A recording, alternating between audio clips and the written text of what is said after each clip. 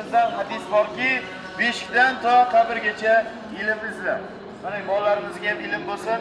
Bu ulug' zotning asl ismi Muhammad bo'lgan. To'liq ismlari Abu Abdulloh Muhammad ibn Ismoil al-Buxoriy. Mana al-Buxoriy bir taxallus ekan. Ya'ni chunki bu ulug' zot milodiy 810-yilda Buxoroda Qoykan deb atalmish qishloqda ziyoli oilada tug'ilgan. Al-Buxoriy ya'ni Buxorolik degan. Buxorolik imom mana shunday. Endi qarang, otasining ismi Xo'ja Ismoil. Imom Buxoriy hazratlarining asl ismi Muhammad bo'lgan. Rivoyat bo'lar ekan, qarang, 2-3 yoshga yetganda Buxoriy hazratlarining ko'zlariga bexosdan shikast yetib, butunlay ko'rmay qoladi.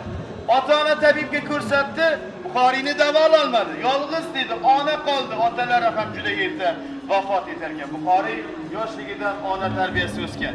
Qarang, onalari yig'laydi. Nimaga Buxoriyni ko'zlari ko'rmayapti? Namozlarida kecha kunduz Allohdan so'rab yig'larkan, ey Allohim, o'g'limni ko'ziga nur, shifo ber deb. Namozlarda bir kuni qarang, kechasi yig'lay joy namoz ustida ona uyquga ketadi.